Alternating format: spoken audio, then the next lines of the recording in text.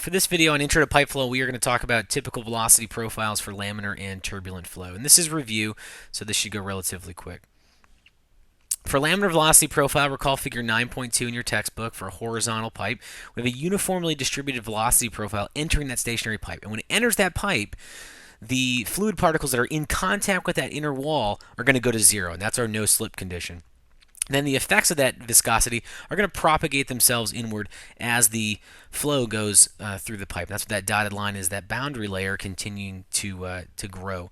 Now you can see that the velocity vectors in the center of the flow, as we work our way radially inward towards the longitudinal axis of the pipe, they're going to continue to increase in velocity to compensate for the slower velocity towards the walls, because conservation of mass says what goes in has to come out of the pipe for steady uniform flow. Now, this will continue as the boundary layers continue to build until they merge. And up until the point they merge, the velocity is a function of both the x direction and the radial direction from the center of the pipe.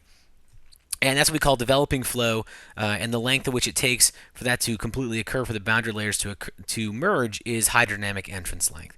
Now, beyond that, we'll get that parabolic velocity distribution for laminar flow, and it'll remain like that throughout the length of the pipe. So velocity is still a function of the radial direction, but not in the x direction. Doesn't matter where I'm at the pipe, the velocity profile is going to look the same once it is what we call fully developed flow, a merged boundary layer.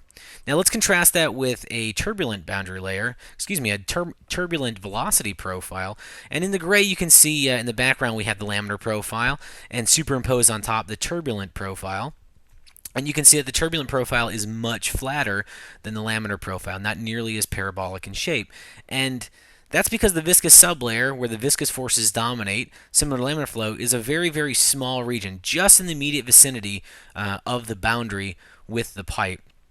After that, we have a very thin overlap layer where inertial forces and viscous forces, they're equally dominant, so you get that continue to curve. But after that, the inertial forces dominate, so that momentum, that inertia pushing it to the right, is steadily uniform, is nearly uniform. Despite all the kind of random velocity fluctuations per molecule, as a whole, it's relatively uniform flow, and it's almost the same as the mean velocity, as you can see.